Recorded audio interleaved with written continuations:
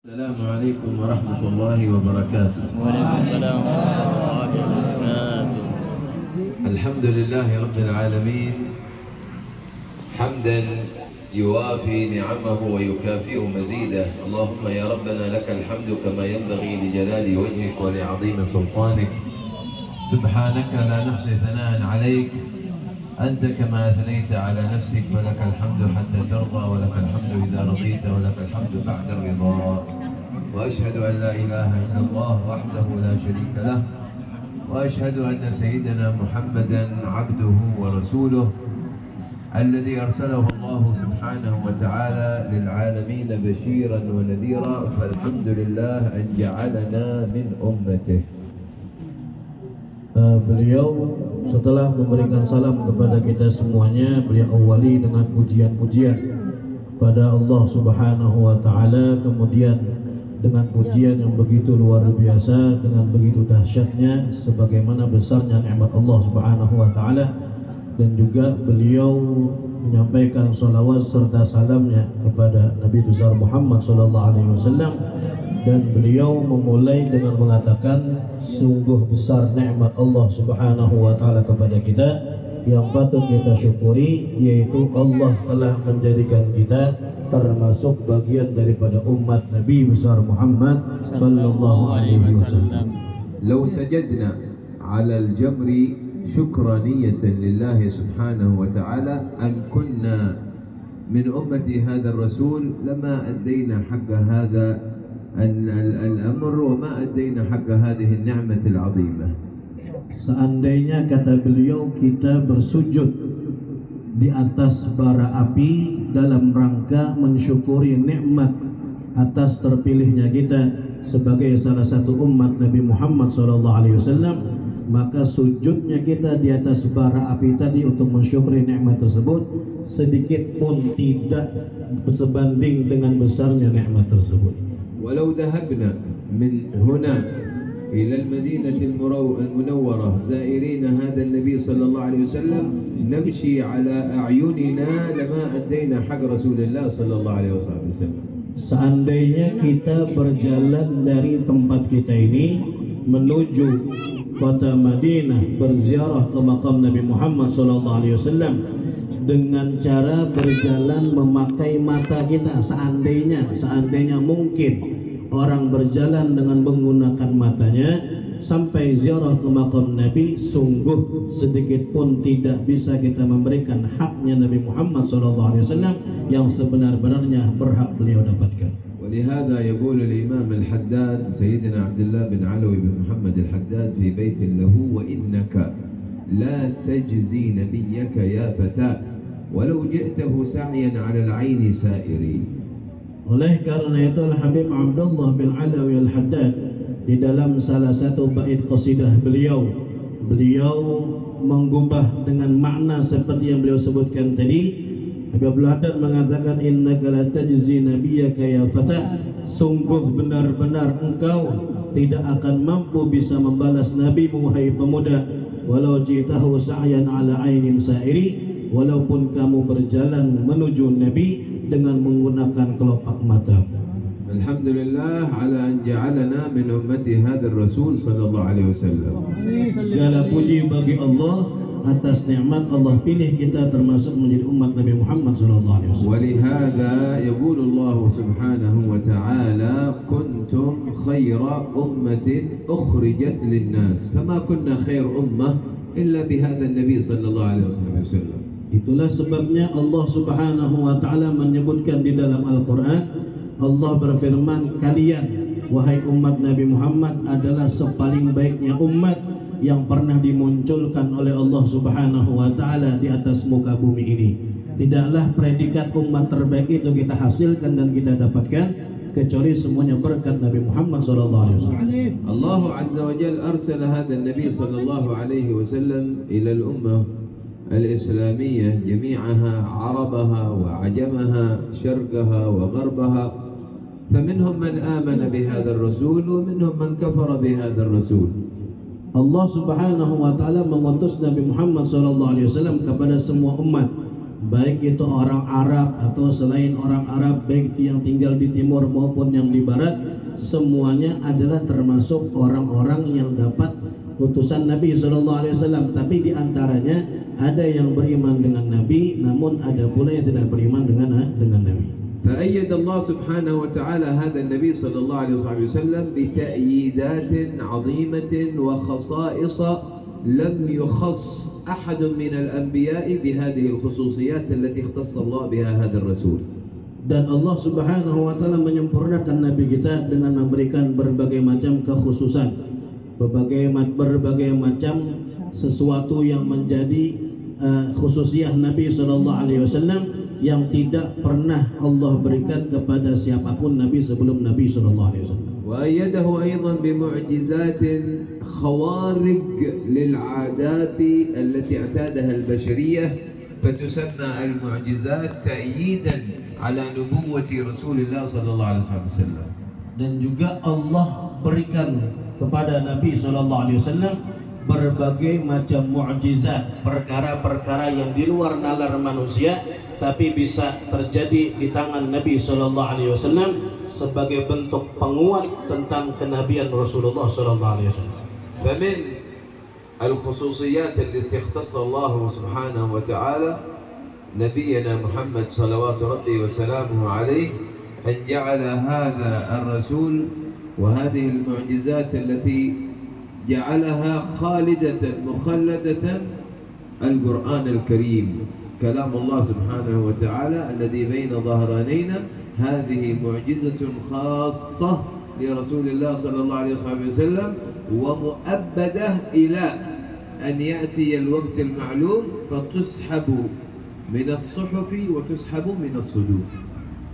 Dan termasuk khususiyah yang Allah Subhanahu wa taala berikan kepada Nabi Muhammad sebagai mukjizat beliau, dan ini adalah satu-satunya mukjizat yang terus-menerus ada, kekal bersama kita, ada di hadapan kita, yaitu Al-Qur'anul Karim, yang akan selalu ada, yang akan selalu dijaga oleh Allah Subhanahu wa taala sampai datang waktu yang telah Allah tentukan, barulah Al-Qur'an tadi diangkat dan dihapuskan oleh Allah Subhanahu wa taala. فالقرآن الكريم معجزة رسول الله صلى الله عليه وسلم التي تحدى بها العرب لقوة فصاحتهم باللغة العربية، ولم يستطع أحد من أهل القوة في اللغة العربية أن يأتوا ولو بكلمة ولو بشطر كلمة مفيدة مثل هذا القرآن الكريم.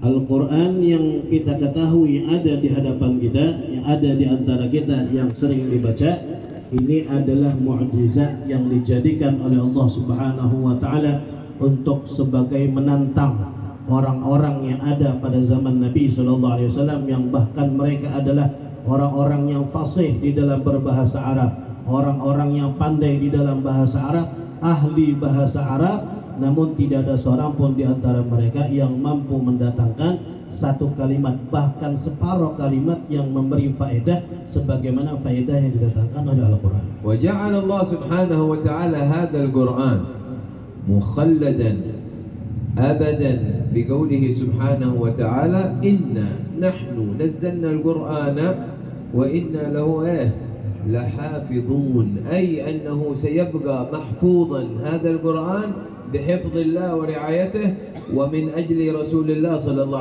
عليه وسلم. Al-Quran ini sebagaimana kita ketahui tadi, beliau sebutkan adalah mukjizat yang kekal, mukjizat yang akan terus ada selama-lamanya sampai waktu yang ditentukan oleh Allah. Ini disesuai dengan apa yang telah Allah firmankan di dalam Al-Quran. Allah berfirman, sesungguhnya kami yang menurunkan Al-Quran dan kami pula, kata Allah, yang akan menjaganya. Maka Al-Quran tadi menjadi kekal dengan penjagaan Allah Subhanahu wa taala serta dengan kemuliaan Nabi Muhammad sallallahu alaihi wasallam. وسيأتي في آخر الزمان يقوم الإنسان من نومه فيريد أن يفتح المصحف والقرآن فلا يجد حرفا واحدا في هذا القرآن. Nanti akan ada satu zaman, dengarkan baik-baik, akan ada satu zaman ketika seseorang bangun dari tidurnya, dia buka mushaf Al-Quran, akan tetapi ketika dia buka kosong, tidak ada satu huruf pun yang tersisa di dalam mushaf tadi. ويأتي ويريد أن يقرأ سورة الفاتحة وأقصر سورة في القرآن، يريد أن يقرأها فلا يجدها في صدره، فقد رفعها الله سبحانه وتعالى من السطور ورفعها الله عز وجل من الصدور. Dan dia pada masa itu akan berusaha membaca surah Al-Fatihah atau mungkin surah yang paling ringkas sekalipun daripada surah Al-Fatihah dengan cara hafalan, karena di mushaf sudah tidak ada, dengan cara hafalannya, namun ternyata yang dihafalan pun diangkat dan dihapus oleh Allah Subhanahu wa taala sehingga hilang, yang tertulis hilang, yang ada di hafalan pun juga hilang. وقد تعبدنا الله سبحانه وتعالى بتلاوة القرآن. Dan Allah telah menjadikan kita sebagai bentuk ibadah, yaitu membaca Al-Quran. فمن استطاع أن يقرأ القرآن فلا يتأخر عن قراءته وأن يجعل له وردا من قراءة هذا القرآن. Barang siapa yang mampu untuk membaca Al-Quran, maka jangan ditunda-tunda lagi untuk membaca, bahkan harus bisa untuk menjadikan sebagai wirid dalam keseharian kita. ومن لم يستطع قراءة القرآن فلا أن يتأخر عن قراءة سورة الإخلاص، قل هو الله أحد، يقرأها ويكثر من تلاوتها فإن فضلها عظيم، وثلاث مرات منها تعديل بالقرآن كله.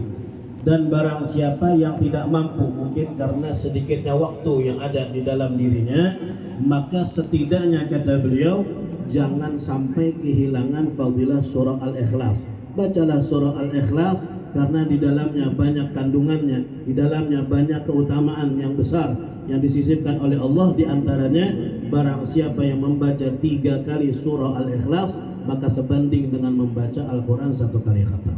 فإذا تناول هذا الإنسان وداوم على سورة الإخلاص قذف الله عز وجل في قلبه نور هذه السورة العظيمة المباركة.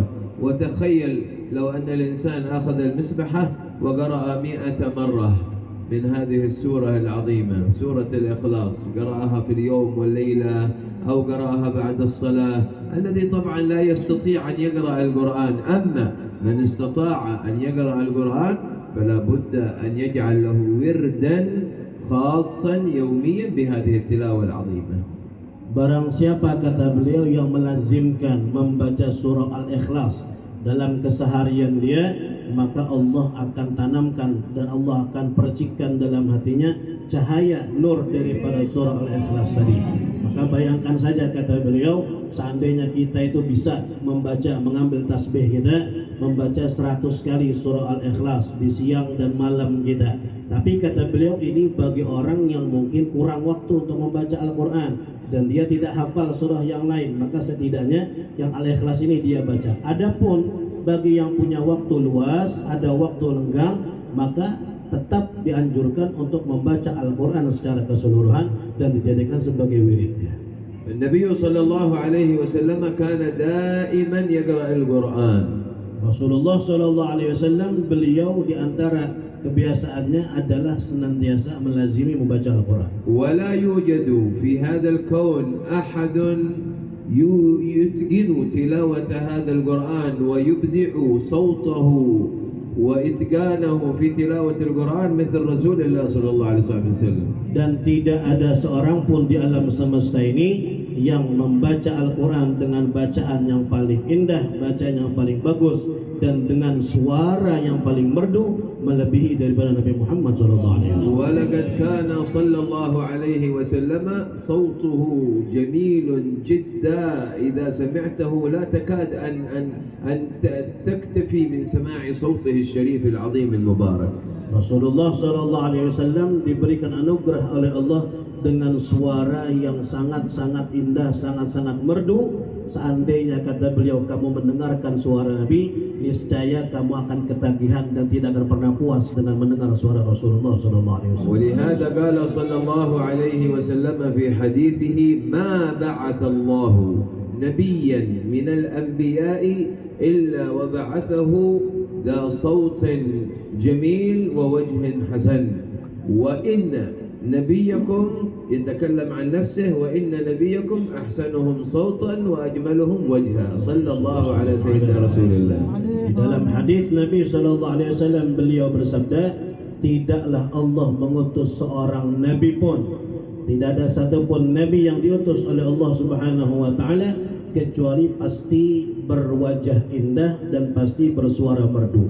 Dan nabi kalian ini, kata beliau menyebut diri beliau sendiri, dan nabi kalian ini yaitu saya, di antara nabi-nabi yang lain sayalah yang paling bagus wajahnya dan paling merdu suaranya.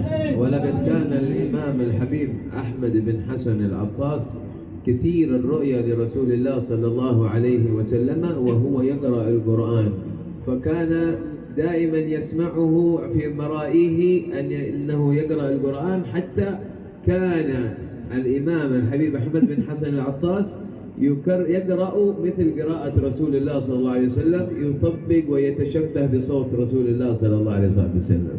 Ada seorang ulama yang bernama Imam Habib Ahmad bin Hasan Al-Attas. Beliau ini adalah salah seorang yang sering sekali berjumpa dengan Nabi SAW. Beliau di dalam mimpinya sering sekali sering sekali berjumpa dengan Nabi dalam keadaan Nabi itu membaca Al-Quran. Jadi kalau seandainya beliau bermimpi dengan Nabi, kebanyakannya keadaan Nabi sedang membaca Al-Quran, dan beliau setiap kali itu bermimpi melihat Nabi membaca Al-Quran, beliau akan berusaha untuk membaca Al-Quran sebagaimana yang dibaca oleh Nabi SAW, cara bacanya dan bagaimana suara Nabi dan bagaimana nada atau irama yang dilantunkan oleh Nabi. Beliau mencoba untuk memirip-miripkan bacanya dengan bacaan Rasulullah SAW. Allahumma akrimna bi ru'yati Rasulillah wa huwa yaqra'ul Qur'an. Mudah-mudahan Allah Subhanahu wa taala memuliakan kita bisa melihat dan memandang Nabi dalam keadaan beliau membaca Al-Qur'an. Hatta natashabbaha bi qira'atihi sallallahu alaihi wasallam. Agar kita bisa untuk meniru-niru bacaan Nabi sallallahu alaihi wasallam. Wa fi yawmin min al-ayyam kana قال لسيدنا ابن مسعود يا ابن مسعود اقرأ علي القرآن. قال يا رسول الله أقرأ عليك القرآن وعليك أنزل. Suatu ketika Nabi SAW berkata kepada Sina Abdullah bin Mas'ud, kata Nabi, wahai Abdullah bin Mas'ud, bacakanlah Quran kepada saya. Sina Abdullah bin Mas'ud berkata, ya Rasulullah, Al-Quran ini turun kepada pian, Al-Quran ini diturunkan Allah untuk pian. Masa saya pantas membaca Al-Quran di hadapan pian? Qala lahu ya ibn Mas'ud inni uhibbu an asma'ahu min ghairi. Maka Nabi kita menjawab, wahai Ibn Abdullah bin Mas'ud, aku senang, kata beliau, mendengar bacaan Quran dari orang lain. Faqara'a alaihi min surat an-nisa'i ما قرأ واستمر في قراءته حتى وصل إلى قول الله سبحانه وتعالى فكيف إذا جئنا من كل أمة بشهيد وجئنا بك على هؤلاء شهيدا. قال له النبي حسبك.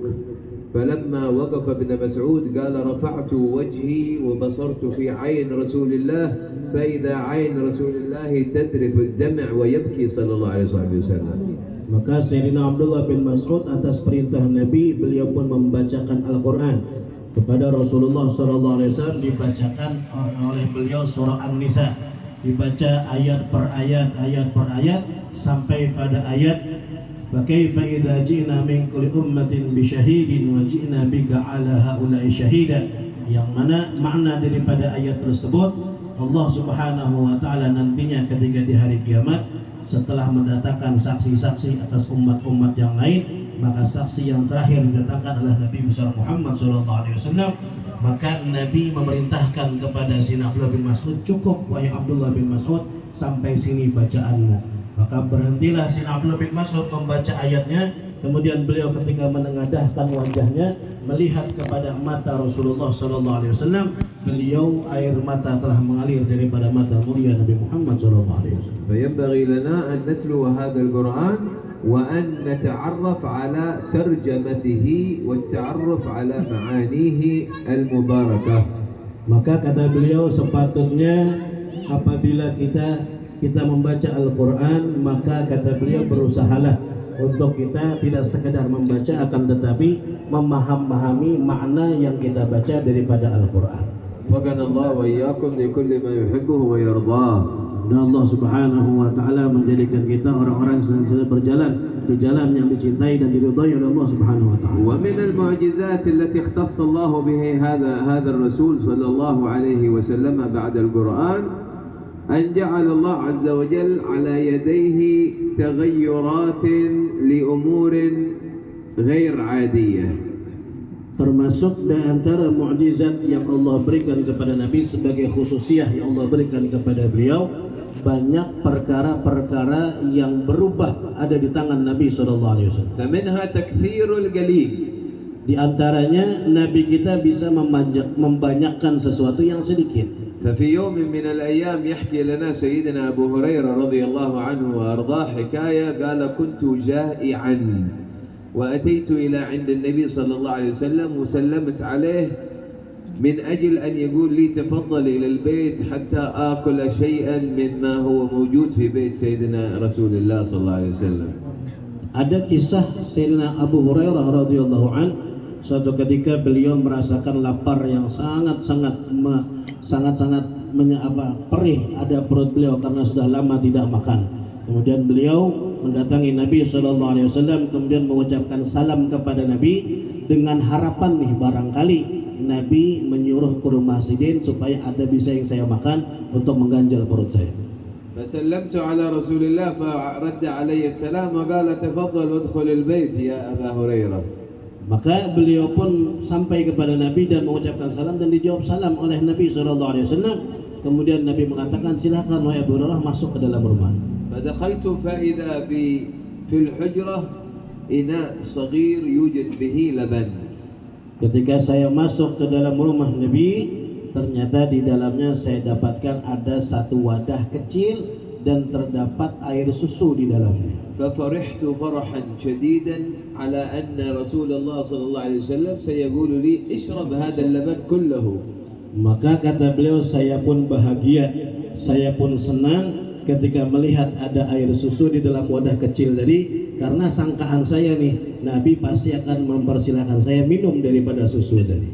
فإذا برسول الله صلى الله عليه وصحبه وسلم يقول لأبي هريرة يا أبا هريرة اذهب ونادي أهل الصفة. Ternyata Nabi memerintahkan, berkata kepada Sayyidina Abu Hurairah, wahai Abu Hurairah, sekarang kamu pergilah ke masjid, kemudian panggillah ahlu suffah. Ahlu suffah ini orang-orang yang tidak punya rumah, para sahabat Nabi, dan tidurnya ada di masjid. ونحن ذكرنا اللبن واللبن دخل عند السيد هاشم. Kita cerita susu, kata beliau susu betulan datang ini ya di susu. وهكذا فكان موضع أهل الصفة يتراوح الناس فيه قرابة 80 إلى 100 نفر مفرغين لطلب العلم والجهاد في سبيل الله. Ahlu suffah ini adalah orang-orang yang mereka tadi itu tinggalnya ada di masjid, jumlahnya kurang lebih antara 80 sampai 100 orang. Mereka ini adalah orang-orang yang betul-betul menghabiskan dirinya, menghabiskan waktunya untuk menuntut ilmu dan untuk berjihad fi sabilillah. وكانوا يعتبرون جميعهم من الفقراء والمحتاجين.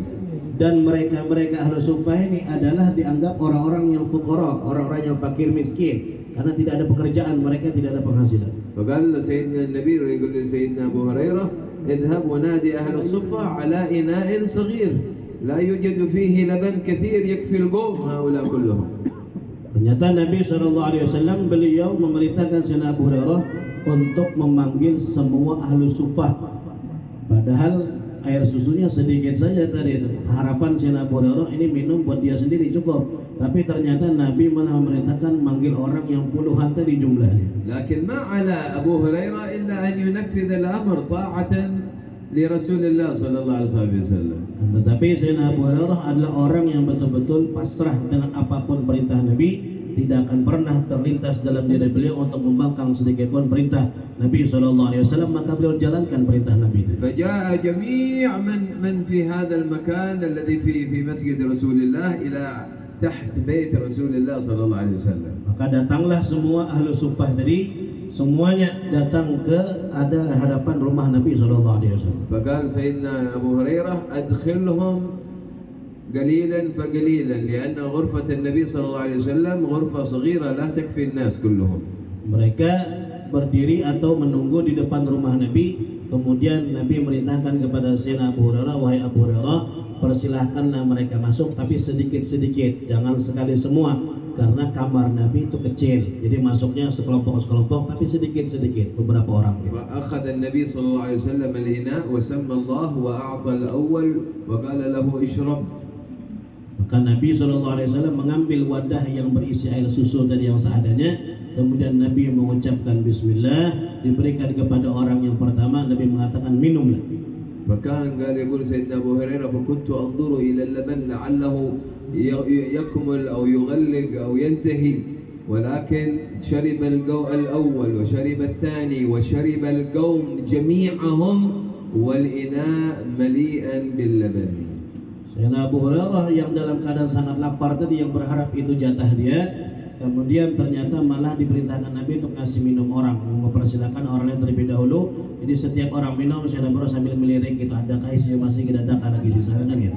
Jadi satu persatu, ternyata bukan 1, 2, 3 orang, semua ahlu suffah tadi minum daripada wadah yang berisi air susu tadi, dan ternyata masih ada air susu di dalam wadah. Sayyidina Rasulullah sallallahu alaihi wasallam kana yatabassam fi wajh Abu Hurairah. Rasulullah sallallahu alaihi wasallam tersenyum melihat apa yang terjadi di dalam diri Sayyidina Abu Hurairah. Karena Abu Hurairah akhir wahid sayashrab. Karena Sayyidina Abu Hurairah adalah orang yang bakal jadi orang yang paling terakhir minum daripada air itu. Faqala Nabi li Abi Hurairah, "Hal baqiya ahad fi muntazir?" Nabi berkata, wahai Abu Hurairah, adakah lagi yang terakhir? Masih adakah orang lagi yang tersisa? Qala lam yabqa ahad illa Abu Hurairah ya Rasulullah. Tidak ada yang tersisa kecuali Abu Hurairah ya Rasulullah. Faqala lahu ishrab ya Aba Hir. Maka Nabi kita berkata, minumlah wahai Abu Hurairah. Faqala fasharibtu wa sharibtu wa sharibtu hatta rawit fanawaltu Rasulullah. Maka kata Sayyidina Abu Hurairah, saya minum, saya teguk lagi sampai hilang rasa haus dan rasa lapar saya serahkan kembali gelasnya kepada Nabi. Faqala Nabi sallallahu alaihi wasallam ishrab marratan thaniyah ya Abu Hurairah. Nabi berkata lagi, minumlah untuk yang kedua kali wahai Abu Hurairah. Fasharibtu wa sharibtu hatta rawit fanawaltu Rasulullah. Saya minum lagi, teguk demi tegukan, terus saya minum sampai kenyang saya, dan saya serahkan lagi kembali kepada Nabi. Faqala lahu marratan thaniyah thalitha ishrab ya Abu Hurairah. Nabi berkata lagi yang ketiga kali, minum lagi wahai Abu Hurairah. Faqala ya Rasulullah, inni la ajidu lahu masagan wa yakad an yakhruj min baini adhafiri. Kata Sayyidina Abu Hurairah, ya Rasulullah, sudah cukup, saya tidak ada lagi tempat untuk menampung air susu ini, hampir-hampir kayaknya mau keluar menetes dari jari jemari saya. Ya sallallahu ala sayyidina Rasulillah. هكذا كانت معجزات رسول الله التي تتوجب علينا محبته والإيمان به صلوات ربي وسلامه عليه. Itulah sekelumit daripada mukjizat Nabi yang harus dan wajib bagi kita untuk mengimaninya dan mencintai Nabi sallallahu alaihi wasallam. وكم من معجزات كثيرة توجب علينا تعظيم هذا الرسول وهذا المجلس المبارك من المجالس التي نتعلم فيها صفات هذا الرسول صلى الله عليه وسلم. Berapa banyak daripada mukjizat Nabi yang wajib untuk kita agungkan, wajib untuk kita besarkan, dan majlis-majlis seperti ini adalah tempat untuk kita mengikatkan jiwa kita, mengikatkan hati kita kepada Nabi Muhammad SAW. واظبوا على هذه المجالس الكريمة المباركة. Maka rutinkanlah kalian untuk hadir majlis-majlis seperti ini. ولا تعتذروا منها واعتذروا بها. Janganlah kalian menguzurkan majlis, artinya ketika mau hadir majlis kalian mengatakan saya ada uzur, akan tetapi jadikanlah majlis sebagai uzur kalian dari kegiatan kalian yang lain. وفقنا الله وإياكم لكل ما يحبه ويرضاه. Mudah-mudahan Allah berikan taufik kepada kita untuk melakukan perbuatan yang Allah cintai dan Allah ridhai. اللهم يا من وفقت أهل الخير للخير وأعنتهم عليه وفقنا للخير وأعنا عليه يا رب العالمين. وبارك اللهم في هذا المجلس المبارك، وبارك اللهم في هذا الكياي عمنا حامد المبارك، وفي من في هذا البيت المباركين. نسأل الله تعالى أن يمتعهم بالصحة والعافية، وأن يجعل هذا البيت معمورا بالخير، معمورا بالذكر، معمورا بالطاعة، معمورا بالقرب، معمورا بالمحبة، معمورا بالوصل والتواصل برسول الله صلى الله عليه وسلم. اللهم تقبل الدعاء ولا تخيب الرجاء، وارزقنا كمال التقوى والاستقامة والتوفيق والبلوغ لأنواع الكرامة في خير ولطف وعافية. وصلى الله على سيدنا محمد وآله وصحبه وسلم، والحمد لله رب العالمين. Alhamdulillah tadi telah kita dengarkan bersama-sama apa yang beliau sampaikan, Masya Allah.